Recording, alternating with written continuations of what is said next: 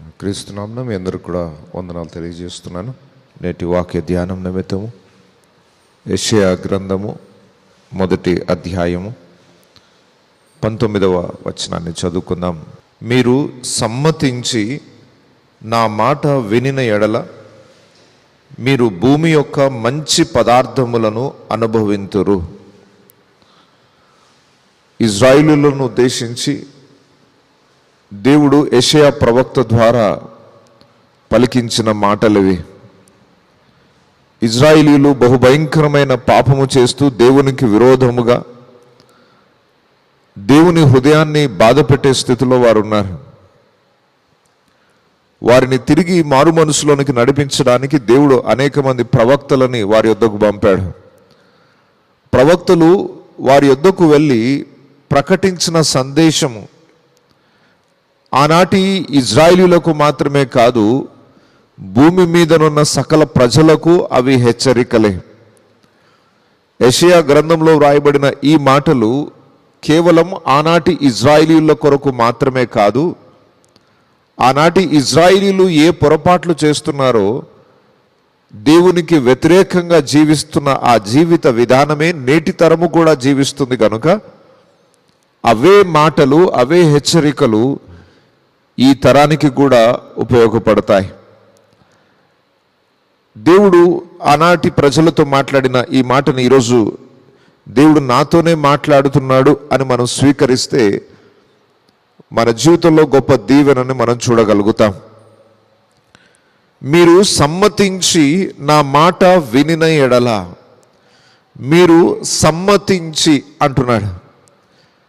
అంటే మనము దేవునితో ఏక మనస్సు కలిగి ఉండడం, అగ్రి కావడం, ఓకే దేవా నీ చిత్తమే సిద్ధించుగాక, నీ మాట చొప్పున జరుగునుగాక, దేవుని ఆలోచనతో ఏకీభవించడం, దేవుని ఇష్టానికి మన ఇష్టాన్ని అప్పగించుకోవడం.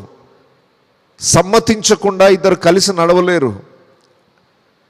ఇద్దరి మనస్సు ఏకమైతేనే కలిసి ముందుకు నడవగలుగుతాం. దేవుడు అంటున్నాడు, మీరు నాతో సమ్మతించిన ఎడల, నా అభిప్రాయంతో మీ అభిప్రాయాన్ని కలిపితే, మీరు ఏక మనస్సు కలిగి నాతో కలిసి నడిస్తే అంటున్నాడు. ఎందుకు ఈ మాట అనాల్సి వచ్చిందంటే సహజంగా 99.99% మన మనస్సు దేవుని మనస్సు కలవదశలు. నా తలంపులు మీ తలంపుల వంటివి కావు. భూమికి ఆకాశమునకు ఎంత వ్యత్యాసమో మీ తలంపులకు నా తలంపులకు అంత వ్యత్యాసం ఉంది. కలవవు రెండు. దేవుని ఉద్దేశాలు వేరేగా ఉంటాయి, మన ఇష్టాలు మన ఉద్దేశాలు వేరేలాగా ఉంటాయి. మన ఇష్ట ప్రకారం మనం నడుచుకొనకుండా దేవుని ఇష్టానికి మనం అప్పగించుకున్న నాడు గొప్ప దీవెన చూడగలుగుతాం. మనం చేసే పెద్ద పొరపాటు ఏంటంటే మనతో దేవుడు సమ్మతించాలని కోరుకుంటాం. మనకు ఒక ఉద్దేశం ఉంటుంది, మనకు ఒక ఆలోచన ఉంటుంది, మనకు ఒక ఆశ ఉంటుంది. దేవుడు మన తలంపులను అనుసరించి మనకు మేలు చేయాలని కోరుకుంటాం. నాకు ఇప్పుడు ఇది కావాలి అంటే అంతే. ఇక దేవునికి అది ఇష్టం లేకపోయినా ఆయన మనసు మార్చుకొని నా ఇష్టానికి ఆయన సమ్మతించి నాకు ఏది కావాలో ఏ సమయంలో కావాలో అది ఇస్తే చాలు అని కోరుకుంటాం మనం. దేవుడు నీతో సమ్మతించాలని కోరుకుంటున్నావే తప్ప దేవునితో నీవు సమ్మతించాలి. నీకు వేరే అభిప్రాయాలున్నా అవి పక్కన పెట్టేసి, దేవా నీ ఇష్టమే సిద్ధించుగాక, నీ తట్టే తిరుగుతున్నా, నువ్వేం చెప్తే అదే చేస్తాను అనే విధంగా మనము దేవుని తట్టు తిరగము. ఎన్నో మారులు ఇజ్రాయేలులతో దేవుడు ఈ మాట అంటాడు, మీరు నా తట్టు తిరిగిన ఎడల నేను మీ తట్టు తిరుగుతాను. మీ ఇష్ట ప్రకారం మీరు జీవిస్తున్నప్పుడు నేను మీతో కలవలేను. నేను మీతో సమ్మతించాలంటే మీరు నాతో సమ్మతించాలి. మీరు నా తట్టు తిరిగితేనే నేను మీ తట్టు తిరగగలుగుతాను. దయచేసి ఈ యొక్క హెచ్చరికలని ఈరోజు ప్రతి విశ్వాసి వారి ఆత్మీయ జీవితానికి అన్వయించుకోవాలి. వారి వ్యక్తిగత జీవితంలో ఈ మాటల్ని భద్రపరచుకోవాలి. దేవునితో సమ్మతిస్తున్నావా? దేవుని ఇష్టానికి నీ జీవితాన్ని అప్పగిస్తున్నావా? ఆయన ఏం చేయమంటున్నాడో, ఆయనకి ఇష్టమైనది ఏంటి, దానితో నీ మనసు ఏకమవుతుందా? అగ్రి అవుతున్నావా? చాలాసార్లు కుటుంబంలో కూడా భార్యాభర్తలకి వేరు వేరు అభిప్రాయాలు ఉంటాయి. గొడవలు ఎందుకు వస్తాయి? ఒకరి అభిప్రాయాన్ని ఇంకొకరు సమ్మతించకపోవడం. ఒకరికి ఒక పని చేయాలని ఉంటుంది, ఒక వస్తువు కొనాలంటుంది, ఇంకొకరికి ఆ వస్తువు వద్దనిపిస్తుంది. గొడవ జరగకుండా ఉండాలంటే వారిద్దరూ సమ్మతించాలి, ఏదైనా ఒక అభిప్రాయానికి ఏకం కావాలి. ఎవరి అభిప్రాయానికి ఏకం కావాలి? భార్య భర్త అభిప్రాయానిక, భర్త భార్య అభిప్రాయానికి సమ్మతించాలా అంటే లేదు, ఇద్దరు కలిసి దేవుని అభిప్రాయానికి సమ్మతించాలి.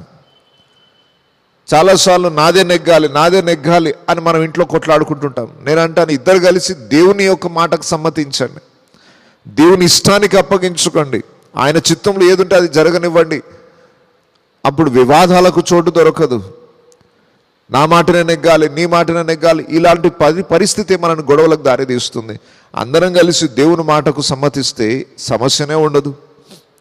కుటుంబముగా మనం దేవుని మాటకు సమ్మతిస్తే అపవాదికి చోటే దొరకదు. ఈరోజు మన ఆత్మీయ జీవితంలో అన్ని విషయాలలో దేవునితో సమ్మతిస్తున్నామా? దేవునితో అగ్రిమెంట్ కుదుర్చుకో, దేవా నువ్వేం చెప్తే అదే చేస్తాను అన్నట్టుగా మన జీవితాన్ని ఈరోజు కట్టుకోవడానికి సిద్ధంగా ఉన్నామా?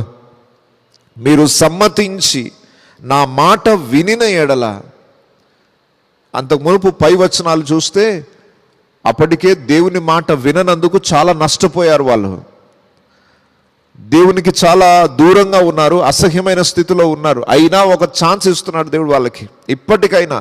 ఇప్పటికే చాలా నష్టపోయారు.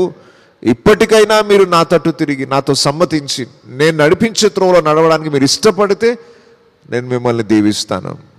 మీరు సమ్మతించి నా మాట వినిన ఎడల మీరు భూమి యొక్క మంచి పదార్థములను అనుభవింతురు. భూమి మీద ద బెస్ట్, శ్రేష్టమైనది మీరు అనుభవిస్తారు. లోకమంతా కరువు రాని, లోకమంతా అల్లకొల్లలం అయిపోయినా మీరు నాతో అగ్రిమెంట్ కుదుర్చుకొని నాతో కలిసి నడుస్తూ నా మాట వింటే భూమి యొక్క మంచి పదార్థములను మీరు అనుభవిస్తారు. The best.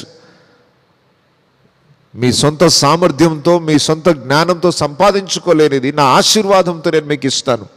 శ్రేష్టమైనది మీకు ఇస్తాను. ఎంత గొప్ప వాగ్దానం! భూమి యొక్క మంచి ఫలమును మీరు అనుభవిస్తారు. మీ కుటుంబము, మీ పిల్లలు, వారు శ్రేష్టమైన స్థితిలో దేవుడు వారిని ఉంచుతాడు, కేవలము దేవునితో కలిసి నడిస్తే. అయితే ఈ మాటను తృణీకరించి దేవునితో సమ్మతించడానికి ఇష్టపడకుండా నా జీవితం నాదే అని అనుకుంటే దానికి భయంకరమైన నష్టం ఉంది. 20వ వచనంలో అంటాడు, సమ్మతింపక తిరిగిన ఎడల నిశ్చయముగా మీరు ఖడ్గము పాలగుదురు, యెహోవా ఇలాగుననే సెలవిచ్చి ఉన్నాడు. ఒకవేళ నాతో సమ్మతించకుండా, నాతో ఏకీభవించకుండా, నా ఆలోచనతో మీరు అగ్రి కాకుండా ఉన్నట్లయితే నిశ్చయముగా మీరు ఖడ్గము పాలగుదురు. యెహోవా ఇలాగుననే సెలవిచ్చుచున్నాడు. ఇక వేరేలాగా లేదు, ఇలాగుననే. ఇక ఇదే పద్ధతి దేవునిది. మీరు సమ్మతిస్తే భూమి యొక్క శ్రేష్టమైన ఫలమును అనుభవిస్తారు, మంచి పదార్థములను అనుభవిస్తారు. సమ్మతింపక తిరుగుబడిన ఎడల నిశ్చయముగా ఖడ్గము పాలగుతారు. ఈరోజు ఆశీర్వాదము, శాపము రెండు మన కళ్ళ ముందు ఉన్నాయి.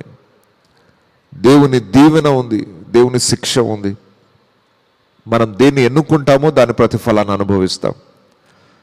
ఇప్పటి వరకు ఎలా జీవించామో మనకు తెలియదు, కానీ దేవుడు ఈరోజు మరొక అవకాశం ఇస్తున్నాడు. నా ఆలోచనతో సమ్మతించండి, మీకు మేలు కలుగుతుంది. మీ ఆలోచనలు మిమ్మల్ని నాశనానికి నడిపిస్తాయి. మీ ఇష్టాలు మిమ్మల్ని నాకు దూరం చేస్తాయి, నరకపాత్రులుగా చేస్తాయి.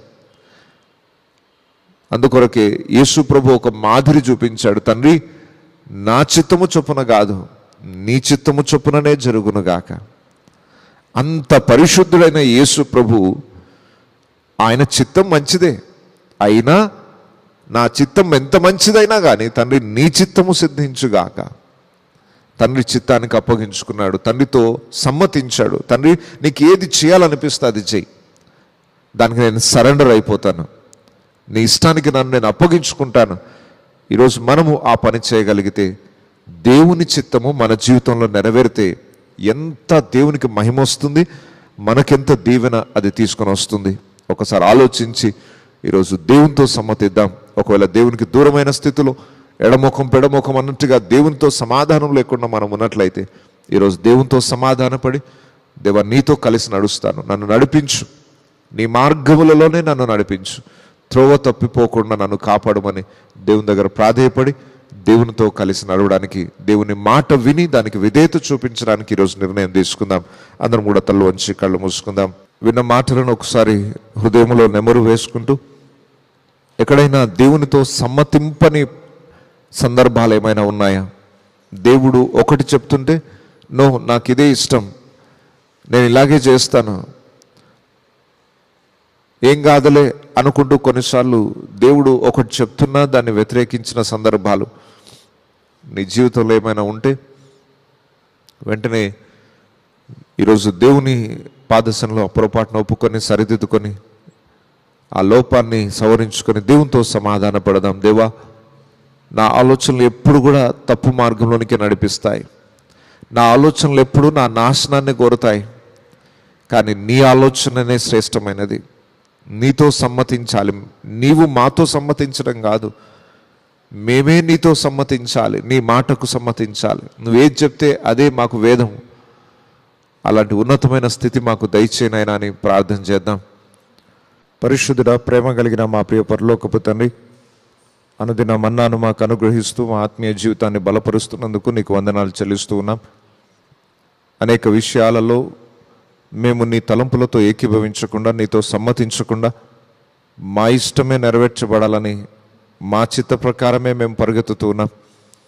దయచేసి క్షమించండి. మా తలంపులు వ్యర్థమైనవి, మా తలంపులకు నీ తలంపులకు భూమి ఆకాశమునకున్నంత వ్యత్యాసం. మా తలంపులు ఎప్పుడూ నాశనాన్ని వైపే నడిపిస్తాయి. అయ్యా, నీ తలంపులు ఎప్పుడు శ్రేష్టమైనవి, మా పట్ల ఉన్నతమైన సంకల్పాలు కలిగి ఉన్న దేవుడవు, ఎప్పుడు కూడా మంచి ఆలోచించే దేవుడవు నాయన. నీ ఆలోచనకు మేము ఏకీభవించి నీ చేతిలోనికి మా జీవితాలను అప్పగించుకొని నీ మాటకు సంపూర్ణ విధేయత చూపిస్తూ నీ మార్గంలో నడుచుకునే కృపను మాకు దయచేయండి. భూమి యొక్క మంచి ఫలమును, పదార్థమును మేము అనుభవించే కృప, ఆ ఆశీర్వాదాన్ని మేము సంపాదించుకునే కృపను దయచేయండి. ఈ వాక్యాన్ని విన్న వారిలో ఈ వాక్యము నూరంతలుగా ఫలింపజేసి ఆధ్యాత్మికమైన అభివృద్ధిని, ఉన్నతమైన ఆత్మీయ స్థితిని ప్రతి బిడ్డకు దయచేయమని యేసు పరిశుద్ధ నామములో ప్రార్థిస్తున్నాను తండ్రి. ఆమెన్.